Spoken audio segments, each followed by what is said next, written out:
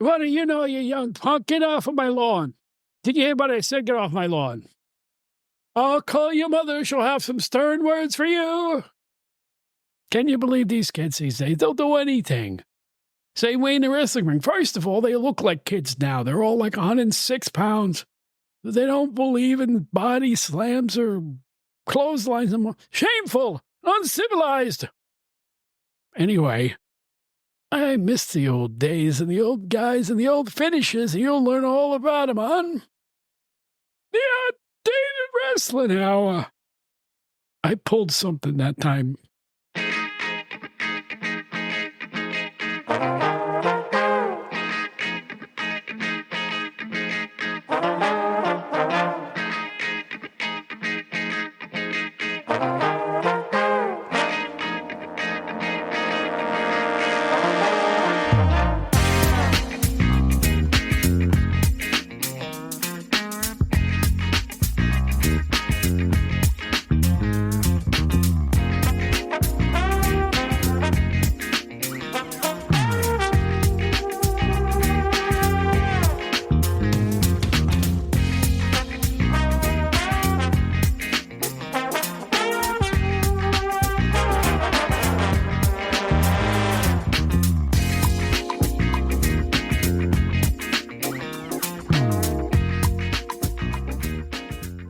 Proving I'm old, as Grover on Sesame Street used to say. Hello, everybody.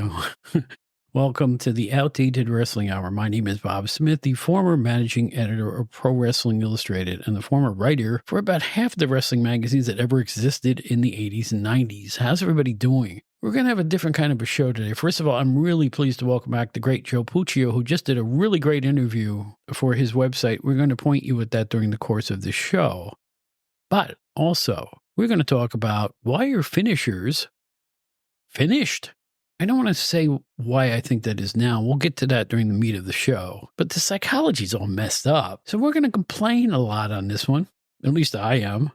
Find out what Joe has to think about it all. We discussed it on our own previously. In fact, we even broached this subject the last time we was on the show. Grab your hot toddy, grab your cheesums, grab whatever you like to munch or chew on or drink, because we're going to have a nice discussion here with Joe. And first we'll start out with Joe Walsh before Joe Puccio. Me, I'm just a regular Joe, you know what I mean? We'll be right back with some wrestling psychology talk. Don't go nowhere, will you?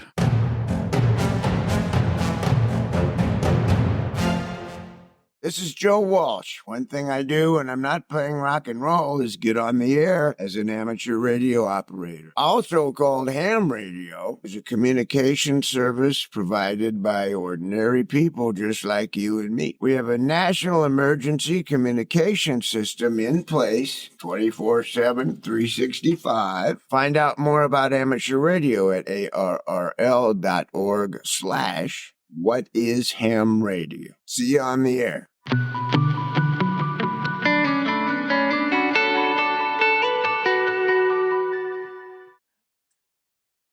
I do not lie, and I use a lot of hyperbole, but I do believe that Mr. Joe Puccio is one of the great guests we have here. I always enjoy having him here. I wish he could be my co-host. I'm saying that out loud. I would pick you to be my co-host in 5 minutes. Joe Puccio, how you doing? I'm doing great, Bob. Thank you so much. That's some welcome. I didn't expect that, but yeah, I figured I'd lay it on you out of nowhere. No, I know that our schedules do not jibe all that well, but I am just fortunate to have had you on the show as many times as I've had, because you are an expert, my friend. And tell people, I will let you hype before we get started on this thing. You just did a really interesting interview. Tell the people all about it. Well, thanks. So I work for Generation XWire. It's generationxwire.com. It's not just wrestling. We do a lot of different things: wrestling, film, television, books, things like that. So get a lot of really cool, eclectic guests for the site. And I believe the one you're referring to is I just did an interview with Steve Kern, who everybody remembers is one half of the Fabulous Ones with Stan Lane, one of the greatest tag teams in the history of the business, arguably. He also did Skinner and a few other gimmicks. But it was a great conversation. I talked all about his career. He went in depth about his father, who happens to be a one of only two individuals who was a World War II and Vietnam POW. There's literally only two soldiers who have that unfortunate distinction, I guess you could say. But anyway, it was a great conversation. So that's up on the website right now, the latest one. And like I said, it's not just wrestling. I also just last week did an interview with Ivan Doroshuk, who is the lead singer of Men Without Hats, the 1980s synth pop band. So that was a lot of fun too. And we just had that one posted up there, and that's getting a lot of play as well. So yeah, we're having a lot of fun with it. I appreciate it. Can I have a little fun with Men Without Hats for a minute? I used to manage, I hate to admit this to the world, but I'm going to admit this. I used to manage a Record World store. Remember Record World, the record shops at TSS? Are you I old enough do. to remember that? Okay. I do.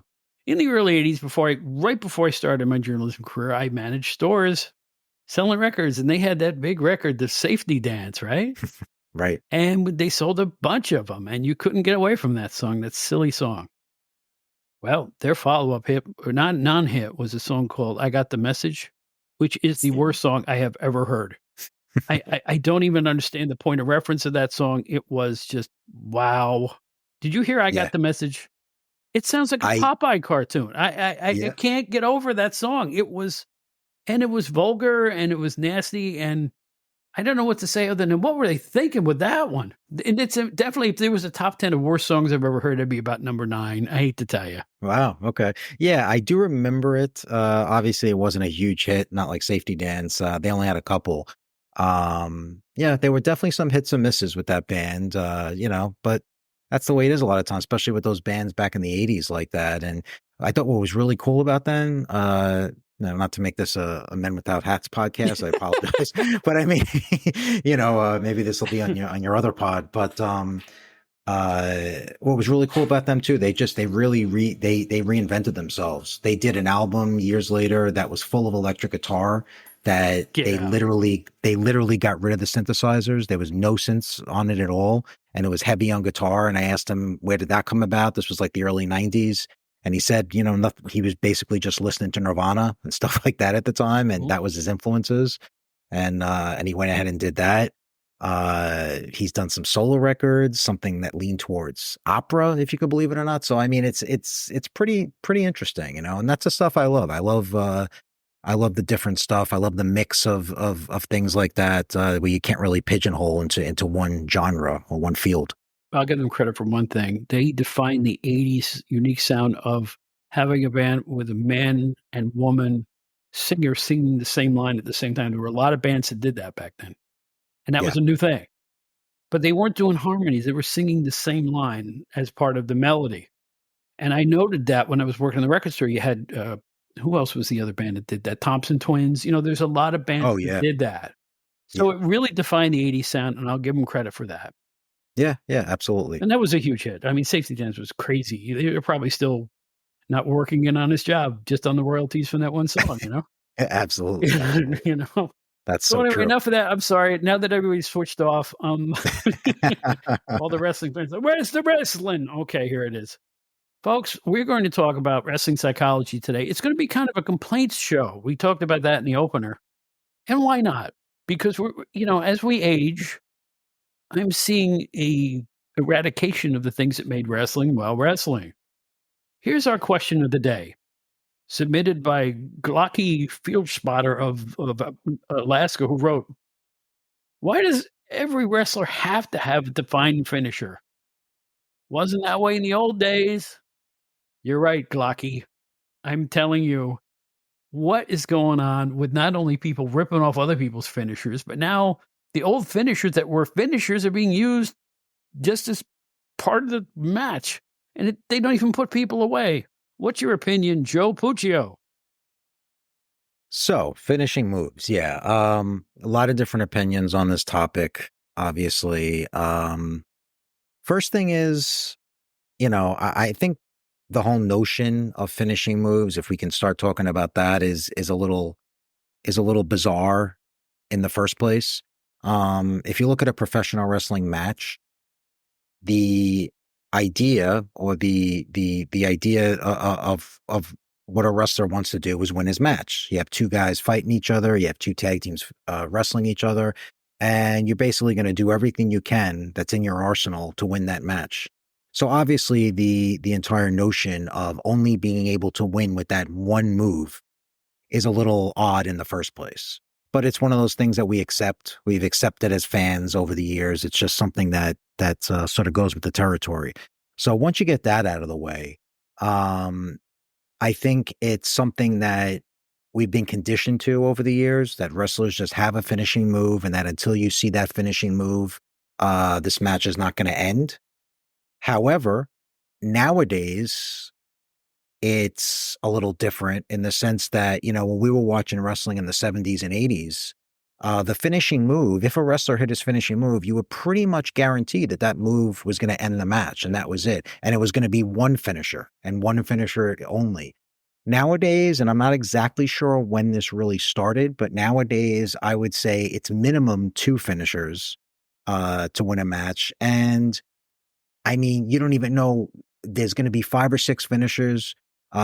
Is it even going to be the finisher that ends it? Is it going to be 5 finishers followed by a steel chair to the head, followed by barbed wire, followed by going through the table? So I think we've just been sort of conditioned to expect more and more now, where not you just can't hit your one finisher and end the match. Now there always has to be something after it. If you go back to the 60s and 70s, I insist, the only wrestlers with finishers were super heavyweights. And the finisher was falling on the other guy. Because that made sense. He's going to fall. Once he's squashed, he's dead. That was it. He couldn't get up again. He was kaput. I cannot think. I'm going back to the 70s in my memory bank. Now, they had moves they used all the time, but they weren't necessarily finishers. You know what I'm saying? I have all people that come to mind, Chief J. Strongbow had 3 different finishing moves that I recall. He had a sleeper, he had a double thrust Indian karate move, whatever it was, to the throat. And I remember he had something else. The scientific guys sometimes would put you away with a drop kick, but it wasn't a defined finisher. It didn't have a name. And there's the other thing. Every finisher has to have an original name, even though it's an old finisher. Right? That's true. That's true. It's not even considered a finisher if there's not a name. You need to have something to refer to. Yeah. You need to have something to refer to it as. Yep. Now, as someone who has named a finisher myself, the old story about Rod Van Dam. I insist he doesn't remember this, but I was interviewing him when he was a rookie, and I said, "What's that move where you go up to the top rope and you kind of split your legs and do a reverse moonsault?" He goes, "I know. I never thought of a name for it." You know what? I said, for your introducing article, I'm just going to call it a split-legged moonsault. That sounds good. He goes, "Yeah, go with that." And I am telling you, that's how that got named. I am telling you, I came up with that. Now, does it mean anything? No. It doesn't. That's still great. No, it doesn't mean anything. And I'm sure he doesn't remember. So it's just my word against the world. Right? And that's okay. I don't care. But the thing is, even then, even in the 90s, I was coming up in my mind with a name for his finisher because that's when it started. Right. Even the DDT, which is now wrestling parlance, that belonged to Jake Roberts.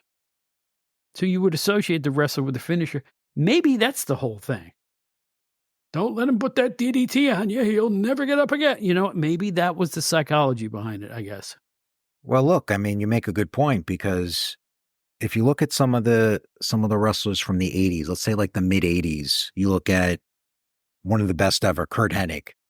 So Curt Hennig, once he went to the WWF, they gave him the finisher of the perfect plex. Right. So, I mean, which always confused me because I think either Harley Race was still around or had just left. Mm-hmm. It was the same finisher.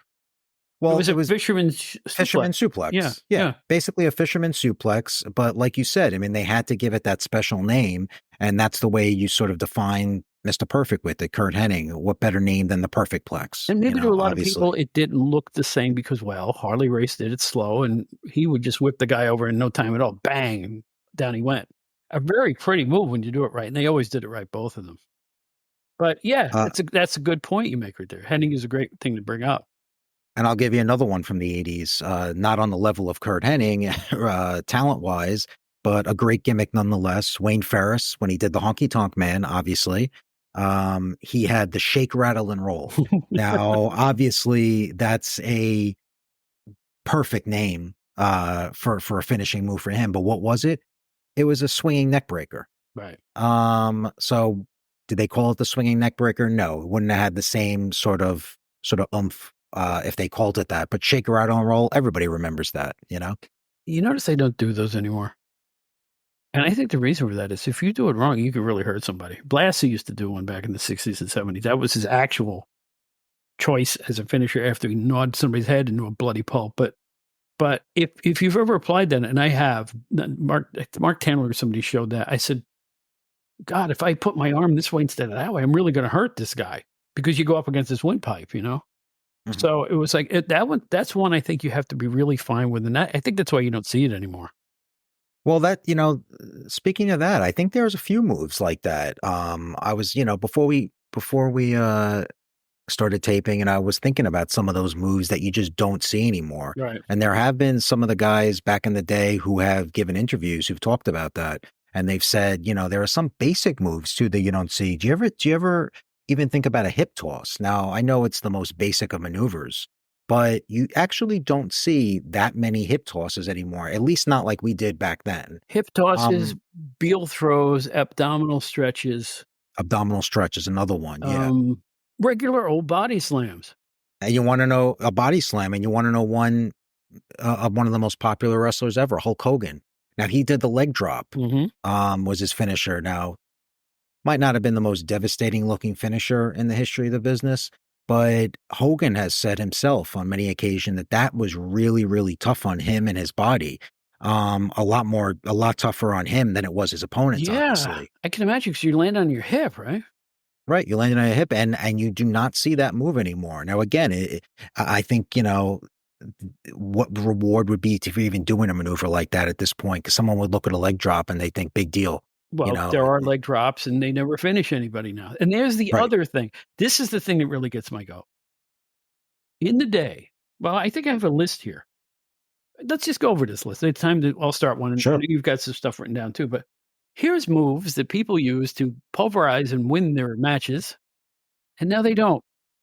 And we'll start with Jake Roberts' DDT. You see maneuvers like that all over the place, and that's within the second minute of many matches, particularly in AEW. Yeah. The super kick. Oh, my condolences to both gentlemen Chris Adams and Shawn Michaels, because that one kick used to end a match. Now you see them one after another, particularly with the Usos and who are the little short guys in AEW? Who are those little executive vice presidents? Oh, the Young Bucks. Sorry. Right? Super kick. It's like a polite greeting. It never puts anybody away, though. And they give like 20 of them in a match. I can't stand it. It drives me crazy. The ankle lock. You see it a lot. Nobody wins with it. Kurt Angle could. Chad Gable can't. Why? Right? Think of it. Somebody's turning your ankle in a natural position. He's going to break it. Why wouldn't that make a guy say, I quit?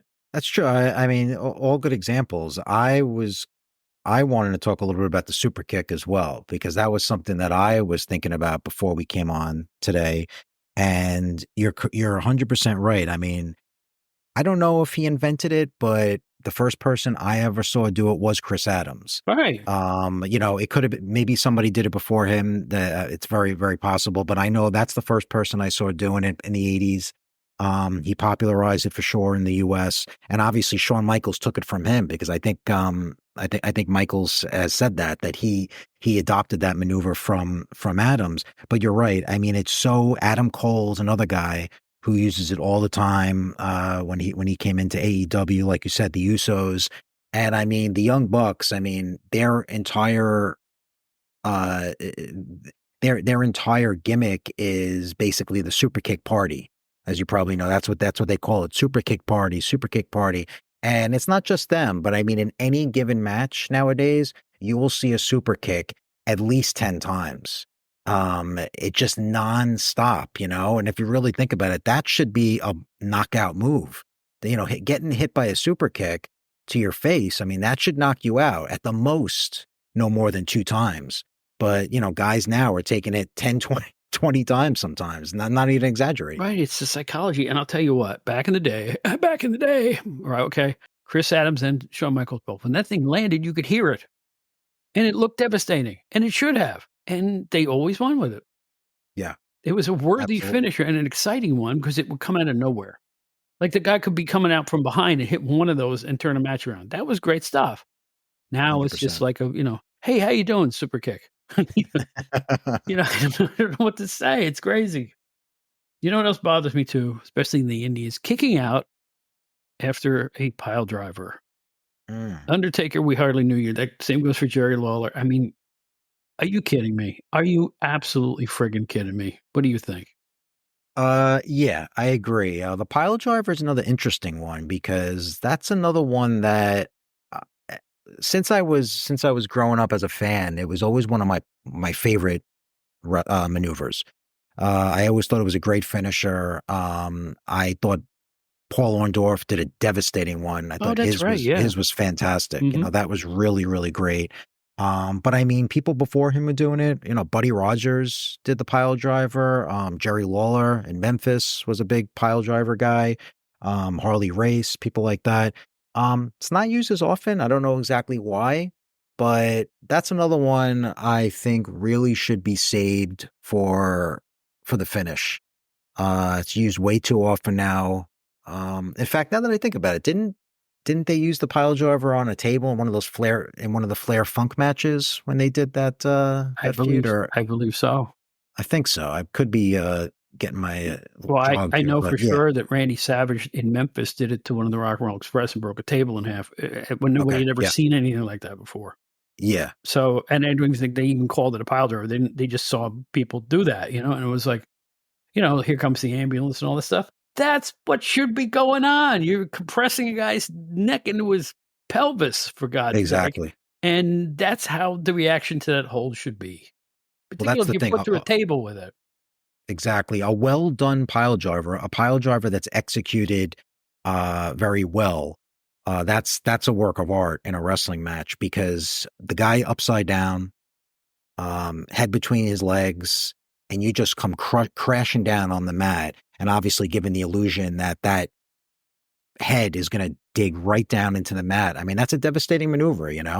And that should really be. I would love to see a comeback from the pile with the pile driver as a devastating finisher, though. How come also the only time you see someone win a match from putting somebody through a table is when that's the rule? Because now, get the tables, yay, he goes through the table, doesn't hurt anybody, they always come back. You gotta be kidding me. If we've reached that point, if we've reached the point of going through the table, doesn't put a guy down, if we've reached the point of being slammed on the announcer's table, doesn't put a guy down, stop doing it. Because Right. it happens in every show, and it's old, and it loses its excitement when you know it's just a spot. Do you agree or not? Right. Right. I think that's the key. What you said there at the end is that you become desensitized to it. When you see things like that over and over, nobody gets, the person's right up within 2 minutes. It just doesn't mean anything anymore. And at that point, it just becomes a series of spots in the match where it's just boom, boom, one spot after another. And don't get me wrong. I don't want to. I don't want to come across too as saying I don't want to see that. I don't enjoy seeing this stuff in matches. That I'm someone that literally wants to see a couple of guys just rolling around the ring for 10 minutes. I don't want to see that either. Not to to be fully transparent. I just think that there's got to be a limit. There's got to be less of it. And each time you see a spot like that, it should just try to have a little bit more push, a little bit more meaning to it so that you remember it and that you don't forget about it in a week, which is unfortunately what happens in wrestling in 2024 is where we see a glut of incredible matches every week now. Mhm. It used to be you would see a great match, maybe once every month or once every couple of months. Now every wrestling promotion puts on a fantastic match literally every week. Mhm. And it's awesome. Don't get us wrong. It's awesome to watch, but then the following week, you don't even think about it because they move on to the next one. So it's unfortunate for the performers too. Well, giving credit where credit is due. Yeah, everybody's throwing fastballs right now. It's like nobody's throwing a curve, nobody's throwing a changeup. They are all going for the gold all the time, and I give these wrestlers 1,000% credit because they're working their butts off like nobody's ever seen before. But what I love about it, for the most part, is at least in WWE, they're doing it safely and then come back the next week. I'm not saying there aren't injuries. Look at Rhea Ripley and people like that. Certain things have gone wrong. But for the most part, I think they protect the wrestlers better in WWE than they do anywhere else. And in the Indies, I shudder to think what could happen. So hats Yeah, off to yeah, WWE for doing it like it should be done, really. They know what they're yeah, doing. yeah, yeah. I want to give my condolences to people like Tony Parisi, we'll go way back, and Pedro Morales, and Ray Stevens, Jimmy Snuka, Mil Mascaris. I think you know what's coming. They used to fly off the top turnbuckle either with a cannonball or a bombs away or a body press, flying body press, various ways. Now, 1, 2, oh, he kicked out. You've got to be kidding me. Yeah. Even Angelo Dawkins, it's one of the most magnificent. They always do it from a wide shot, too, and I give him credit for that. He's got to be 20 feet in the air. Down he comes. 1, 2, oh, almost. Are you kidding me? Seriously? Yeah. What do you think? Yeah, it's the same thing. He's got incredible. You're right. He has got incredible reach. Probably some of the best I've seen in years in WWE. But yeah, I mean, it's very, very rarely used as a finisher. It's just basically used as a transitional spot, which a lot of these moves are. Look at even, I don't know if you mentioned, but Jimmy Snuka. I mean, how great was Jimmy Snuka's Superfly Splash back in the day? I mean, that was just, people never saw anything like that. This guy's coming off the top rope with that height and just crashing down onto his opponent. And I don't even think wrestlers would even think to even do that maneuver nowadays, because it would just sort of elicit a yawn. Nobody would even think twice about it. But here's the thing, too, and it's even worse in the indies. You watch YouTube like I do. I wouldn't dare go to one of these shows. But I'm looking at guys jumping off of basketball hoops, right? I'm looking at guys one guy jumping into 10 guys, all standing there with their arms upstretched, waiting to catch the guy, literally. Not only is they doing it poorly and illogically, but they're doing it, it's just so, I hate to use this word, but over the top fake. I mean, nobody in their right mind is thinking they're seeing a fight. They're seeing a spot. Right. And, the younger crowds will give it the opera clap. Well done. Well done. No, it doesn't look like a fight. It takes too long. Fights are spontaneous. You can't set up a move in a fist fight where you back up and go, I think I'll do this now. Hold on. Before I kick you in the nuts, hold on a second. I have to put my steel tip on my boot here. Hold on. Nope, that's not on yet. Hold. Here you go. Poof. No, that's not real life. It's not a fight. It's ridiculous. Right. And that's exactly what I was saying before too, where even the notion of a finishing move sort of doesn't really resonate with a fight, which wrestling is supposed to be. But you're right. I mean, I think a big part of that too is that a lot of wrestling, especially on the indies and a lot of wrestling now, you don't even get a lot of fans really don't care as much who wins, where I think back in the day, you were a fan of a wrestler and you truly rooted for that wrestler, whoever your favorite was, to win. And it didn't matter who did what moves, you wanted to see that person win. But now it's really not so much who wins. It's just, you want to see the back and forth. You want to see the spots. You want to make sure that, okay, well, this guy just did a flying moonsault, somersault, this, and you don't want to see the match end because you want to see it go on and you want to see his opponent get the better of him with another move that tops that one. So I think that goes into the whole psychology thing as well, is that fans, when they're clapping for the spots and they're really watching this, I don't think they really care as much. They're not invested in the storyline. They're not invested on in who's going to win. They're invested in just seeing the next spot and just making sure it got set up properly, and they want to just see what's going to happen. Right. Boy, that bugs me about today's indie mindset too. I hate to say I've harped on this, and I'll shut up about it after this, but I am really upset that there is this breed of wrestling fan who wants to see the wrestler take unnecessary risks. They want to see, that's what they're there for. That's what they paid the money for. Oh, WWE, man, it's just old school. It's just so soft. I want to see the guy go through a pane of glass, man. I want to see him risk it. You sick, twisted son of a gun. I'm serious. What have we become out there? I mean, Jim Cornette said it best. In my day, everything was fake. People thought it was real. Now people are really hurting themselves, and everybody thinks it's fake. It's the best. It's the best point I've ever heard. But I don't understand of going to an event because that's your drawing point. I want to see hard hitting action, man. I want blood, and I want glass, and I want barbed wire, and to me, there's something wrong with that mindset. I'm sorry, call me a fuddy-duddy. And we had all this stuff, there were always barbed wire matches. There were always bloody matches, of course. Two guys, chained together with handcuffs and stuff like that, Texas death rope matches. Always happened, but they were controlled. Right. Were tightly controlled. They were in a high school gym somewhere with no state athletic commission auspices and a couple of guys who don't even deserve to have trunks on in the first place going at it and really hurting themselves. That's what bothers me. I'm sorry. I'm off my soapbox now. No, that's well, they were controlled. You're right about that. They were controlled, but not only that were they controlled, but they were also used sparingly. I mean, we had that stuff back in the day, but you didn't have it every week.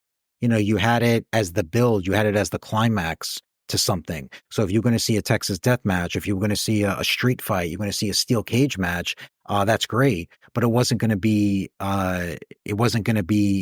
just a random match between a couple of guys just because you're trying to pop a rating or just because you want to get people talking about your show for the next couple of hours. So I think that's key too. And I think that it just comes back down to, it's the way the business has evolved over the years. It's that it's just more and more and more. Well, here's the thing too. I guess last year I was passing around a video from YouTube of two women wrestlers in a balcony. One of them shoves the other one off the balcony, and the other woman, for all intents and purposes, looks like she hit her head on the ring apron as she fell to the floor. People were answering on Facebook, is she alive? Did she die? Yeah. Well, not only didn't she do those two things, it wasn't even the finisher. The match went another 10 minutes. Are you kidding me? Right. The psychology is completely out the window. Spot. You know what? And you would think something like that too, even if it obviously wasn't the planned finish, since I'm guessing that hitting her head like that wasn't supposed to happen. It was something that happened in the heat of the match. You would think that they would have been able to maybe call it there between them and just say, "Hey, this is the finish. Let's end this." What bothers me, I think it was a planned spot. Oh, it was. Okay. I think it had to have been. Yeah. If people aren't rushing the ringside to pick her up and see if she's okay, it was a planned spot. Yeah. Disgusting. I'll tell you what right now. Listen here, out there, you kids. The next time I'm at a wrestling card and I see somebody put on a side headlock, I'm going to wait out the dressing room door for his autograph. Wrestling, it's on the marquee. I'm sorry, I'm so old.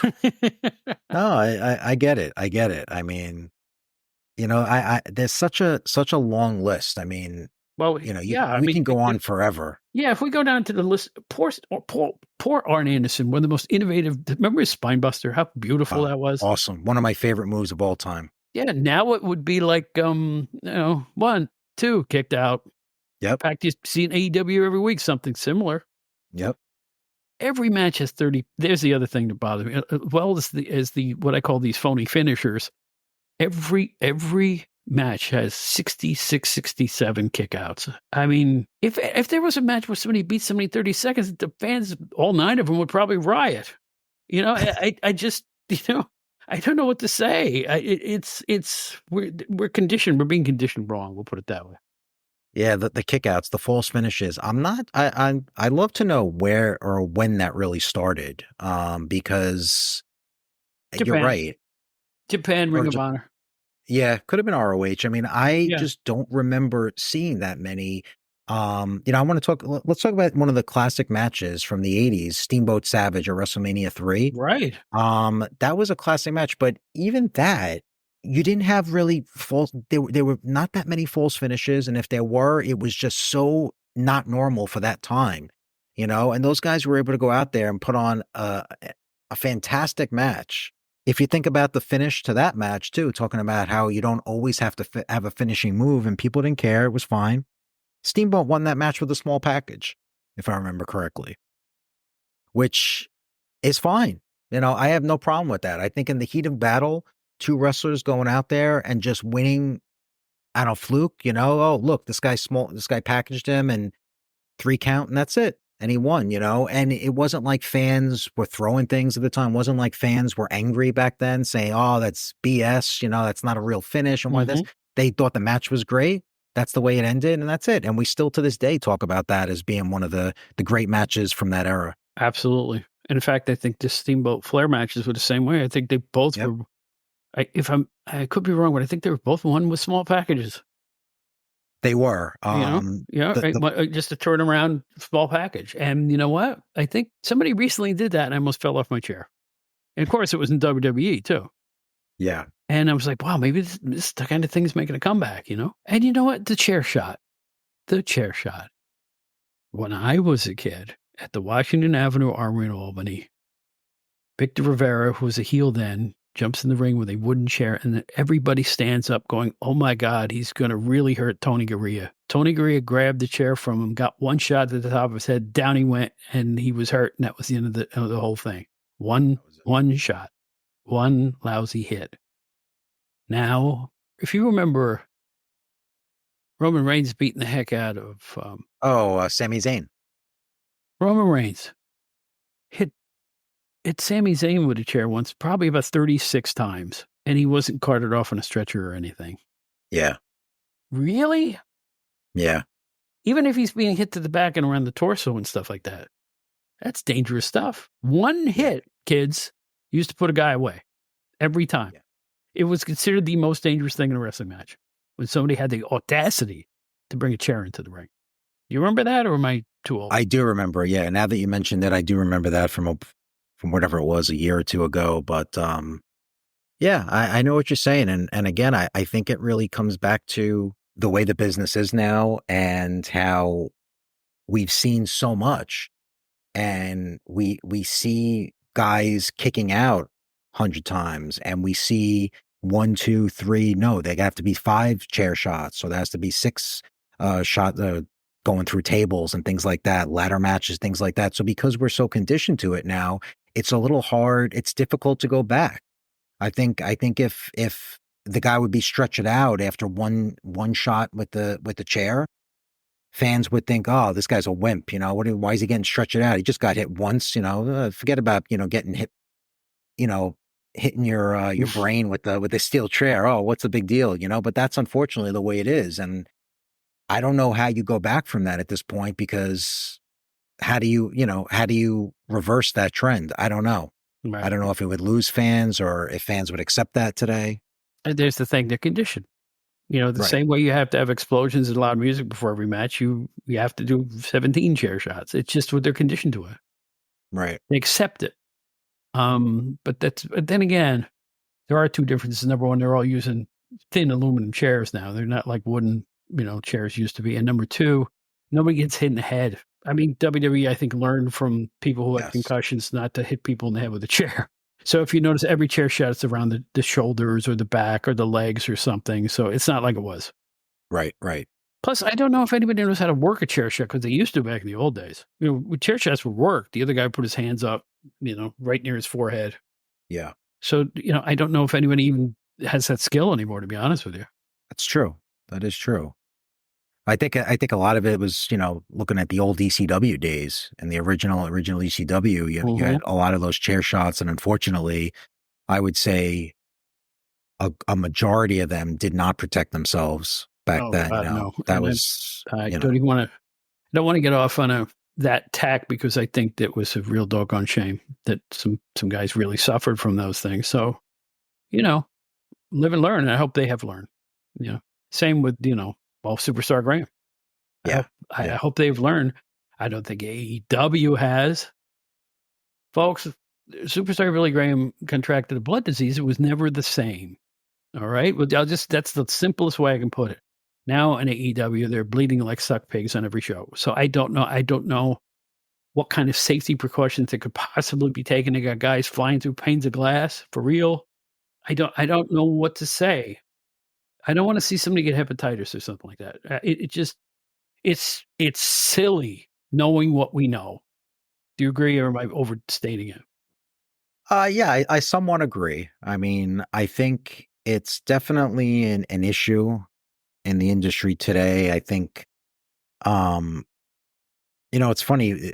I think every era is going to have something that really is an issue. In the 80s, you had much bigger guys. You had guys, and what was the issue in the 80s? It was a lot of drugs. It was a lot of steroids, Mm-hmm. where I don't think you have that as much. I don't think it's as prevalent today. I mean, obviously, nobody really knows, but as far as just drug use, cocaine use, things like that, obviously not as prevalent as it was back in the 80s and early 90s. And the same thing with just their physiques. They were much bigger wrestlers. That was much more important back then. So in that sense, I think the guys are, the industry is in better shape as far as being healthier. But at the same time, there's a trade-off because, like you said, I mean, I think the risks that they have to take with a lot of these moves and matches, which is worse? I don't know. I mean, there's positive and negative with both. Yeah. So there's got to be a happy medium. I always say that I don't want to see when I get hurt. That's my deal. I think you can have a wrestling match where everybody looks like they're really hurting each other without hurting each other. That's the ones I like. When Well, when who's you the most? when you can go over and they get up for work and go the next day. That's what I like. That's the good stuff. Well, who's the most famous wrestler who's very outspoken about that? Bret Hart. Mm-hmm. Bret Hart has said on many occasions that one of the, obviously he takes his career pretty seriously, one of the greatest of all time, without a doubt. But he has said on more than one occasion that one of the things he's most proud of in the business is that he never hurt anybody. That Mm-hmm. he's had so many matches over the years, and he's a physical wrestler. I mean, he makes it look great if you look at some of those old Hart matches, and he never hurt anybody. So that's a skill. I mean, Yeah. that's as much of a skill as being able to do a triple moonsault off the top rope. To me, a good worked match is better than a high flying stunt 10 times out of 10. I just, because it's like, wow, they're really going at it. And then both guys are having a beer backstage after the match when it looks like they were just throttled each other within an inch of their life. That's what I like. Yeah, It just, that's pro wrestling. yeah. Learn to do a work, folks. I mean, come on. Who's a great example of that? I've always thought Steve Regal, William Regal, whatever you Oh, want to call yeah. him. Yeah. I thought he was a great example of back in the day of being just such a physical athlete where he looked like you felt those moves, you felt those submissions that he was executing. I always thought he was great at that. And if you want to talk about the generation after him who's still wrestling, Bryan Danielson. Bryan Danielson is someone who, don't get me wrong, he does a lot of high spots and he does some high risk stuff. Maybe not as much now, but Danielson, I followed him from his Ring of Honor days. I used to go to all those shows, watching him coming up, and he was great at that as well. A lot of submission, a lot of grueling submissions, and he didn't always have to do the crazy high spots. He was able to have a nice mix there. Well, I'll tell you what, a guy who can sell is worth his weight in gold. Yeah. The guy who reacts properly to something really strong that was done against him. Yeah, I can think of 100 guys that I thought were great sellers. Tony Gurria was a great seller. I mean, people don't remember much about Tony, but I'll tell you what, Yeah. when he was down, he was awesome. He looked like he would get the tar knocked out of him. I know he'd eventually make a comeback most of the time, but the same token, especially in tag teams, you needed a guy like that who could look like, oh my gosh, they're in trouble. That's true. Very And true. he wasn't getting hurt. I love that. But that's wrestling. Also, I want to give props to a guy who's had his stuff stolen. Sid Vicious had the most incredible power bomb ever. Hmm. And now power bombs are just like, hi, how are you? Poof. 1, 2, oh, he kicked out. I don't That's get a good one. Yeah, Sid gets forgotten a lot. But no, that's true. The power I power was bomb. th- Yeah. I was there. He was working a little indie in Georgia, and I kept bringing him up at the office. And I said, "Oh, this guy's gonna be big." So I showed him a tape of him working this little Georgia Federation. They go, "You didn't do anything." I said, "Wait." I just knew. I just look at him. Yeah. Wait. Yeah. And when the skyscrapers, no matter who his opponent, or excuse me, who his partner was, when he did that power bomb, they were the most over thing on the whole show. The match would last 38 seconds, and the people would go nuts. And they were supposed to be heels. Not everybody Right. could pull that off. I thought he was No. more effective than other 7-footers in that regard. I think he made it look awesome. And now people do power bombs all the time, and it's like just part of a match, and that fractures me. I don't know what to say. Yeah, I think, I mean, when you talk about Sid, I mean, you're talking about the real power wrestlers now, the guys that just went out there and just demolished you with that finishing power maneuver. But he's a great example. I think it makes me think of somebody like the Road Warriors. I mean, how devastating were those guys? Those guys just went out there and tore everybody apart, and they did that doomsday device, clothesline off the top. That's another one that was devastating. And if you look at those old matches with them, where the guy that was on Animal's shoulders would literally just flip. He would just flip completely around when he got hit with that clothesline. And that was it. It was lights out, you know? It was great. It was great to, you knew that was the end, but that's okay. Yep. Here's a tip of the cap once again to TV preliminary guys who used to take the brunt of the Sid Viciouses and Arn Andersons and the Frankie Williamses of the world, the Gene Liggins, the Johnny Rodses. I mean, they would have to put up with all this stuff week after week on TV, and most of them are still around to this day. I want to make a point of that. There's something to be said for that. Because let's face it, there's tales of the Steiner brothers being a little stiff, and let's hear it for the jobbers. I don't like using that term, but let's hear it for those guys, because I hold them as, I always say, I hold Gene Ligon in his great esteem as Ric Flair, because they're all professionals, and you needed them. They were, the preliminary guys were a big part of telling a story back in the day. I agree 100% with that. I've always been very interested in the preliminary wrestlers, the enhancement talent. That rings a bell too. Years ago, I interviewed Danny Davis, if you remember, who was the heel referee in the mid '80s in the WWF. But he also was a preliminary wrestler. I believe he was wrestling as Mr. X for a while under the mask. Who wasn't? And who wasn't exactly? Yeah, but he did do his his little prelims and under a mask and this and that. And even when his heel run was over, and he was a guy that I distinctly remember telling me that he's proud of any of the matches that he had, because he basically made the superstars look like superstars. I mean, without those guys like Danny Davis, like Barry Horowitz or Steve Lombardi and wrestlers of that type, without them, we wouldn't have been as excited to see some of those top wrestlers from back in the day. I'm going to tell a story. And this just hit me in the head as you're talking. Johnny Rods came to our offices once. Bill Apter invited him. He wanted to come up and see. So he made his way around, shook hands. Great guy, legend now.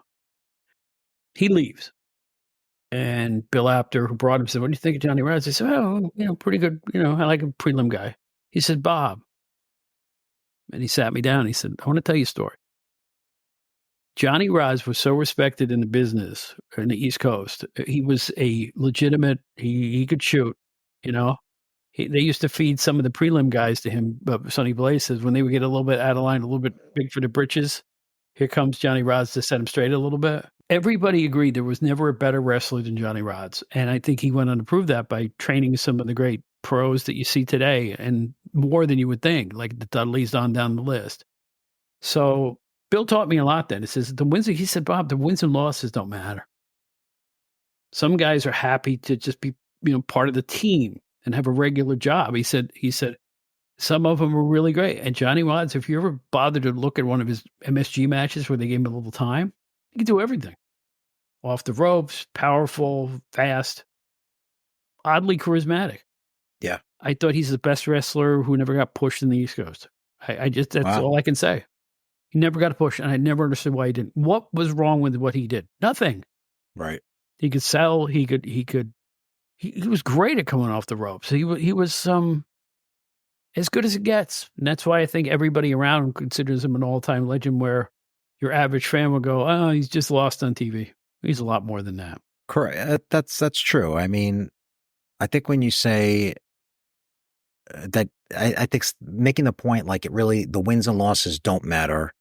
Um, it's basically how you perform your role in the business, and that's so true because at the end of the day, it's a work sport, and these guys aren't really winning. They're basically going out there and they're performing a role. Now, that doesn't mean you can't get invested in the story. Doesn't matter that you can't love it. I mean, I'm not putting it down. Obviously, I love it.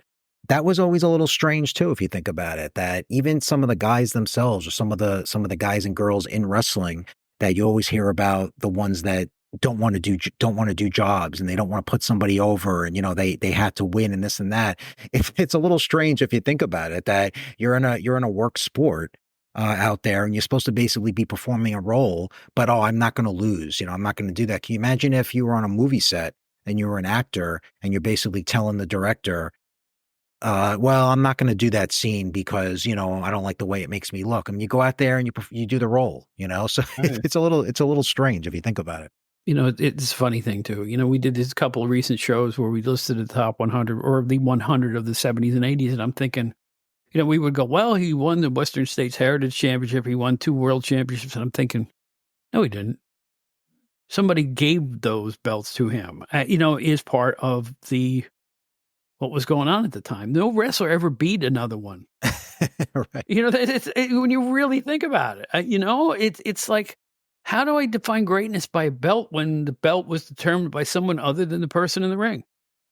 How do you define Right. greatness? You can define charisma, you can define the ability to sell tickets, but is that necessarily greatness? I don't know. That's a question for the ages. Boy, I I'm think getting it's too deep, aren't I? Jeez. No, I love it, and I think it's one of the it's one of those intriguing things about wrestling in general that I think it's one of the things that even attracted me to wrestling back in the day, especially when I started getting a little smartened up when I was a little older, and you just kind of know a little bit about the inner workings of it, and why somebody is put over another wrestler and what's going Yeah. on behind the scenes and things like that. It's so interesting.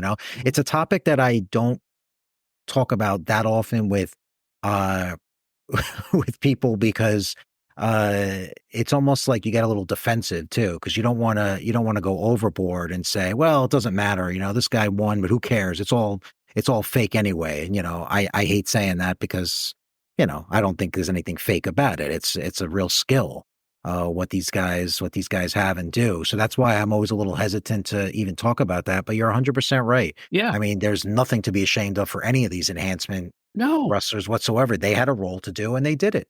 I mean, in the day, you'd have wrestlers with 20, 25-year careers. I think that's awesome. Oh, he's so old. Yeah, you try it. I mean, Oh yeah. it's like the guy like Ray Stevens or Nick Bockwinkel or Bruno Strongbow. Flair, Gene Anderson, Ole Anderson. These guys, their careers went on and on. The Fuller Yeah. brothers, on and on and on and on and on. No other athletic endeavor lets you have a career of 30 years. Right? I mean, baseball, you're out in 10, 15 years, most of them. Football, even less because of the contact. NBA, dozen years maybe 15, 17 if you're LeBron. Wrestling is the only sport I know of where you can start at 20 and retire at 50. And that's why you see some of the other sports you just mentioned. You see football players, going into wrestling, maybe when their career is over, when they're a little older, they want to get into it or whatever the sport is, and I think that's a reason for it. They're able to do that. You can work around certain things, and it's just a fascinating, it's a fascinating, form of entertainment. It really is. It really is. It's always fascinated me. And again, I'm an odd wrestling fan. I don't collect championship belts. I don't collect memorabilia. I don't get autographs.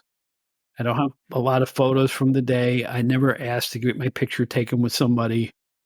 I love the psychology.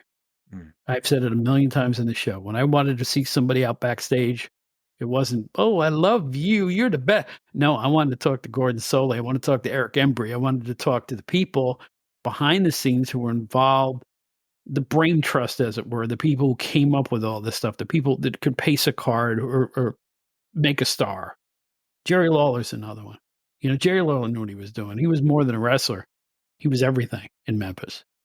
Yeah. You know, Booker, he made Kamala, you know, he Right, came up with guys for probably dozens of pro wrestlers that they took and moved into other generations doing, you know? That's the stuff. That's the goods where you can create somebody famous who wasn't famous before. Nobody knew who Kamala was before he was Kamala.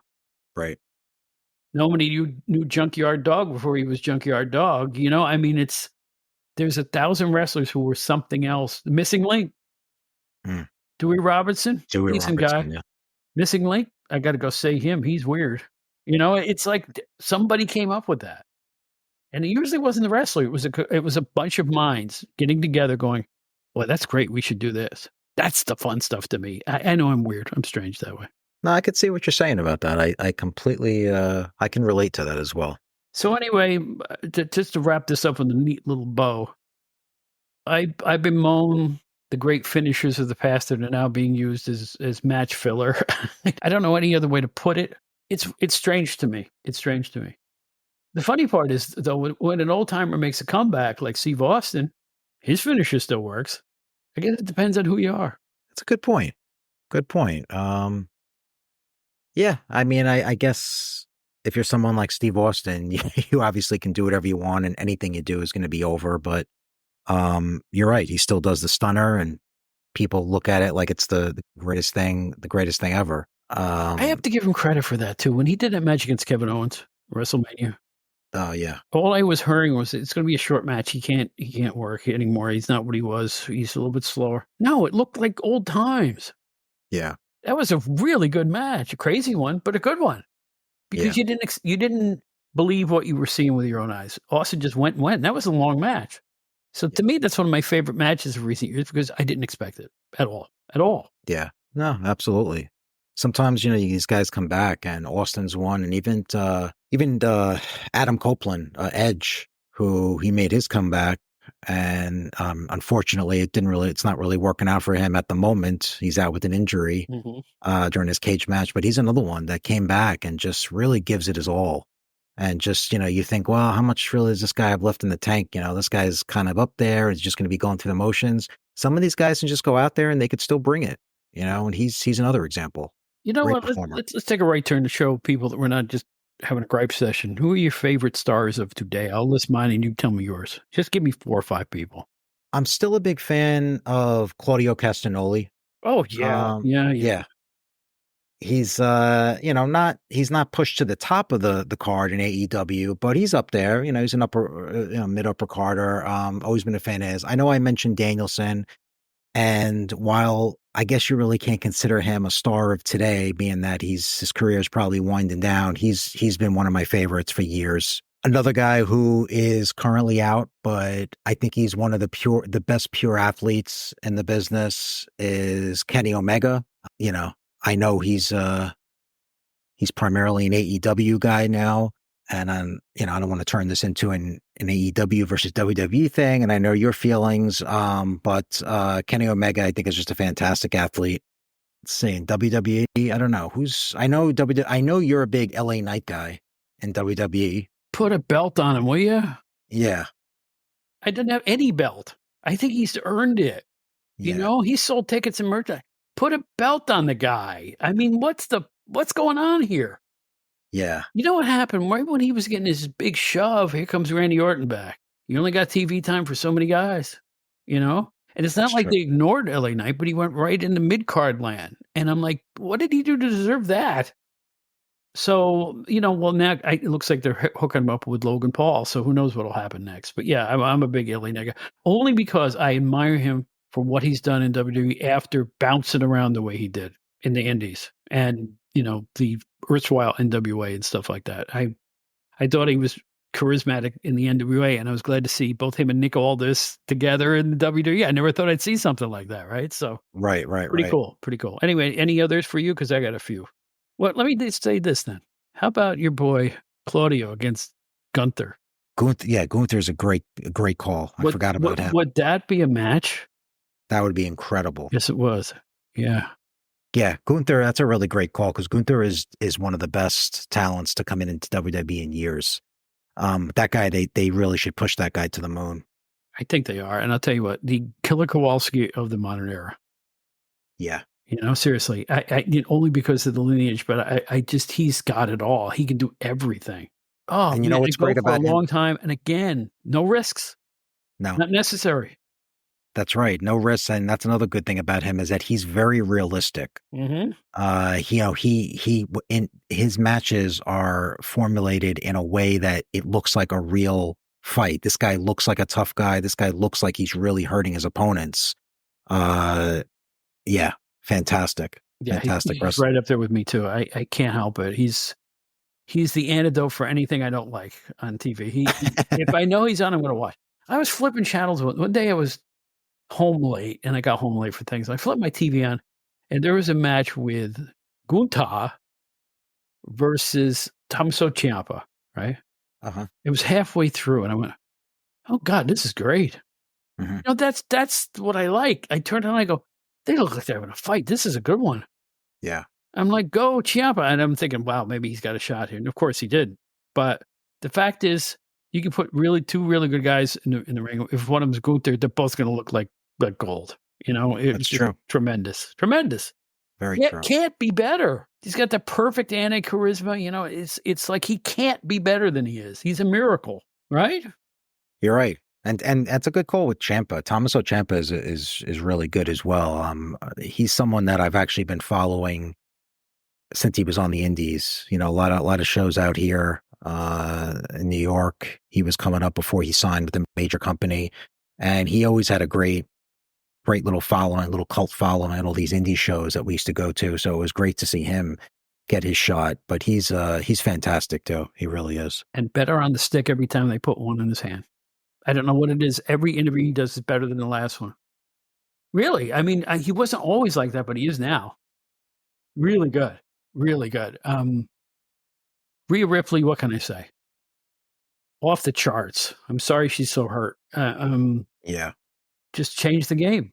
She's like the Wilt Chamberlain of female wrestlers. She has changed the game. She looks different, acts different, sounds different, uses move sets that nobody's ever seen before. Big, strong, charismatic, a miracle. Just like Gunther. I mean, they're.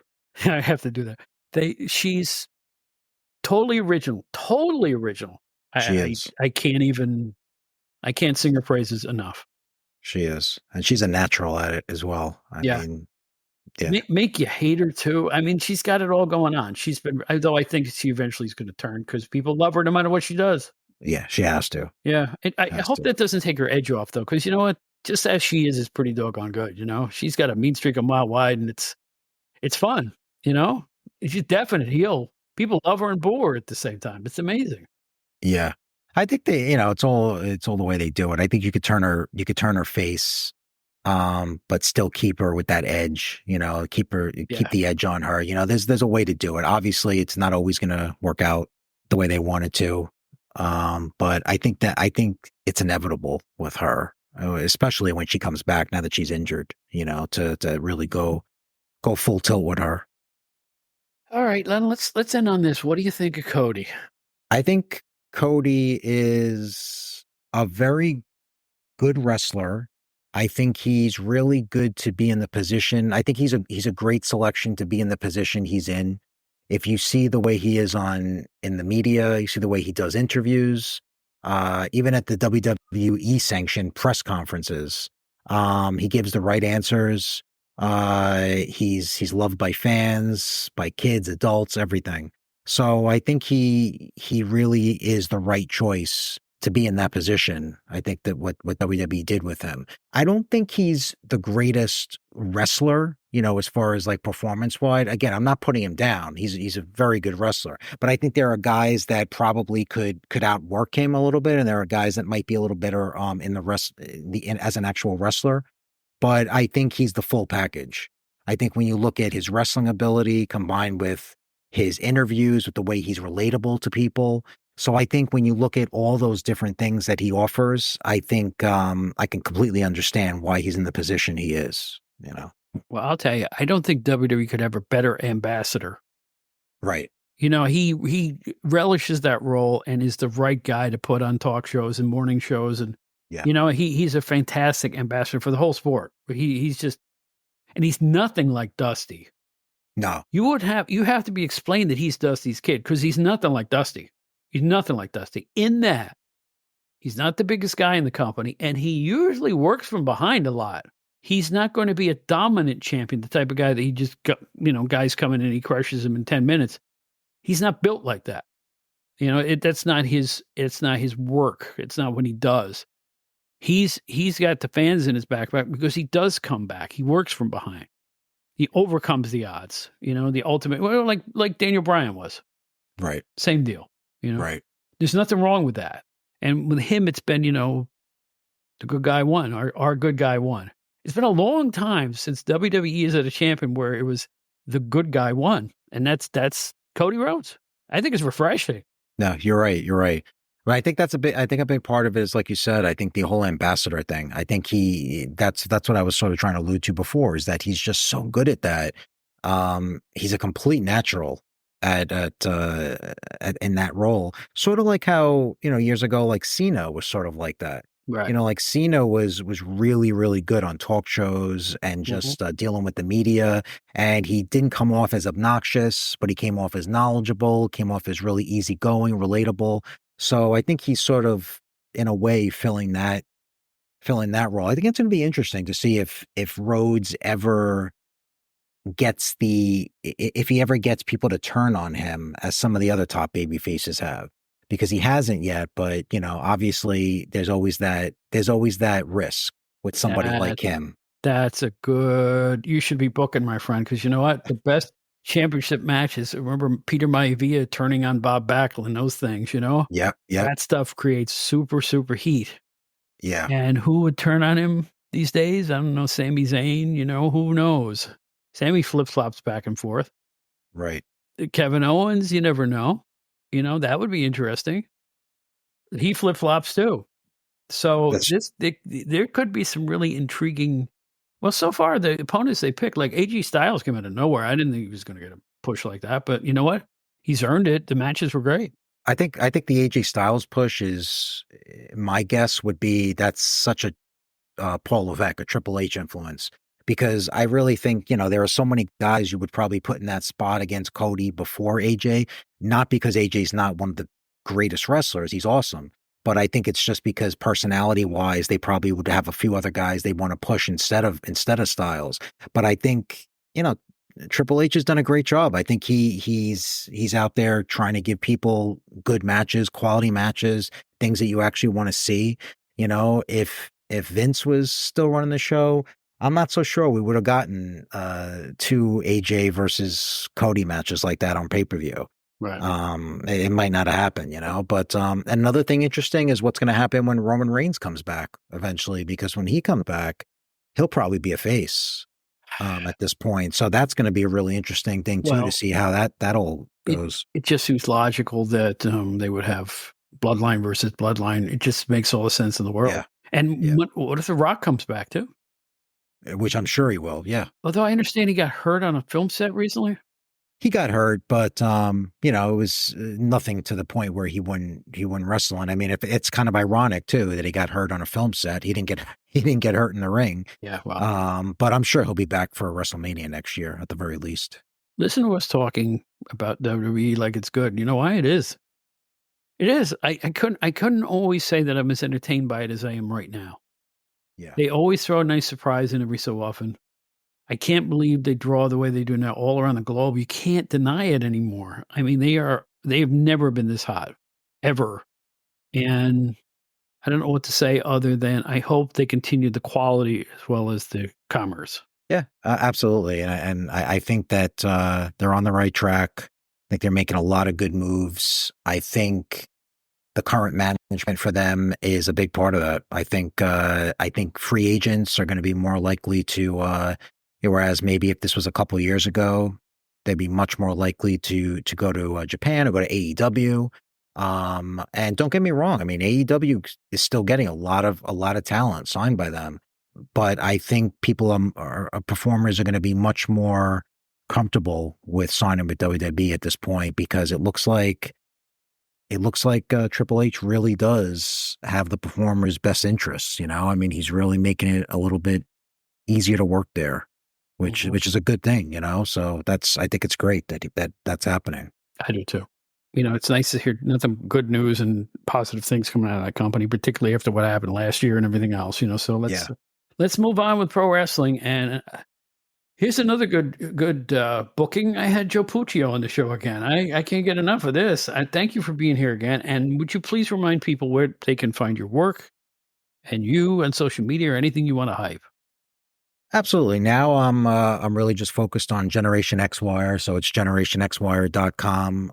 We're on Facebook. We're on Twitter, X at Generation X Wire, Instagram, Threads. But it's mostly the website. That's where most of our content goes up. Like I said, a little of everything. We go back a few years now. You can check out the website and you can comment, and you could always email us at generationxwire@gmail.com as well. We'd love to hear any comments, anybody you want to see interviewed or anything like that. So we appreciate it. But and as far as you, Bob, it's my pleasure. I always enjoy coming back here. You come up with some great topics, and it's always been a blast. Thank you, Joe. I appreciate that. Coming from you, that's a real compliment. I have some real surprises coming up in the next few months in the show. I'm going to tell you that right now. People you would not expect to see on my little podcast are going to be here. They've already agreed. So keep listening, because I have two that I think are going to shock you. Okay, so I'm excited about this, and I can't complain. We're into well over a year and a half now on this little project, and it did well enough that I could branch it out into the entertainment hour now, which is non-wrestling talk. And it's like an answered prayer for me. I always wanted to do radio, never had the opportunity. Life took me in a different direction, into journalism and stuff like that. I don't regret any of that, but this feels like, I don't know, it's like a miracle. I mean, it's like, this is what I wanted to do when I was 18, was talk into a microphone. And now I get a chance to do that. So every time I hit the on button, it's like a blessing. And it sounds corny, but I really mean that. You can certainly hear that. I mean, it's definitely, it's not a surprise. And anyone who listens to, the Outdated Wrestling Hour should, if they haven't already, check out the Outdated Entertainment Hour. It's great. Something I was talking about to Bob off air, as well as there was some great episodes already. The one on the Guess Who, classic rock band. A lot of things that I personally never knew about this band, even though I'm a semi fan, and lots of good topics, I'm sure, coming up on that as well. So yeah, I mean, a lot of good stuff you're doing there. Next show we're going to tape is the Three Stooges. That's great. People say I should have been the sixth one, but what do they know anyway? So anyway, this is Joe Puccio. I hope to have on as soon as we can make our schedules jibe. And I mean that. You have an open invite. If you want to come on, you let me know, because I will make time for you, my friend. You're an A1 Gold Platinum guest, and I appreciate you being here. Thank you, Bob. I appreciate it.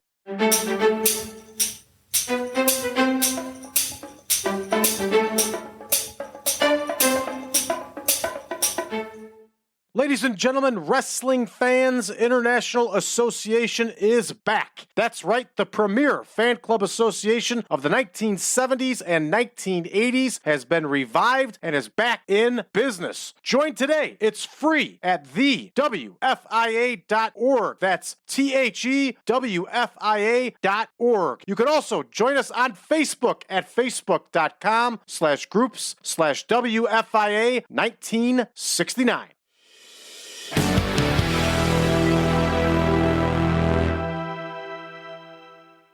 Well, as Hermione Gingo once said, that's our show.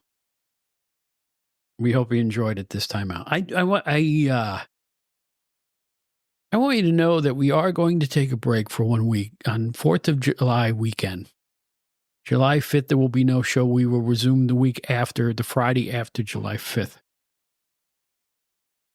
Write to us at outdatedwrestling@gmail.com if you'd be so kind. And check us out on Facebook. My name is Bob Smith. I'm the guy singing with BB King. I don't have a dedicated Facebook page. What's the point? But in any event, you can reach me there. We do a lot of wrestling talk right on those threads. So Why start a new one when I already got one? I don't even see well, it's just me. I don't think I'm important enough to have a page for this show. So in any event, look for Bob Smith on Facebook with BB King. Can't miss it right there. Feel free to drop me a note if you'd like to. Our website, outdatedwrestlinghour.buzzsprout.com. That's outdatedwrestlinghour.buzzsprout.com. For a nominal fee, you'll find out all about the Outdated Wrestling Hour fan club, where just for a couple of bucks, you can help perpetuate the ongoing escapades of the show. And our sister podcast, the Outdated Entertainment Hour, which goes on unabated. We've got a bunch of new shows coming up in both. 1 week you'll hear this show. 2 weeks later, you'll hear a new Outdated Entertainment Hour. So if you're into topics other than wrestling, as the great Brian R. Solomon recently said to Steve Gennarelli, man does not live by wrestling alone. He's right. Boy, is he right. So in any event, that's how you get a hold of us. We got some great shows coming up. We have in the pipeline a interview with the great John McAdam. Speaking of Steve Gennarelli, he and him are both part of the Stick to Wrestling podcast, and we're going to have John on for an interview, just me and John, for the first time speaking to each other one-on-one. I'm sure you'll enjoy that. I know I'm going to. John's a fascinating guy with a great show. Part of the Arcadian Vanguard Wrestling Podcast Network.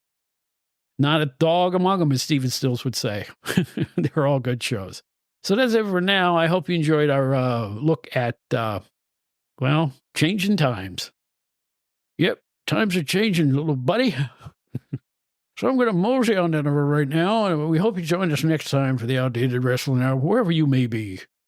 Be in Texarkana or Lewiston, Maine.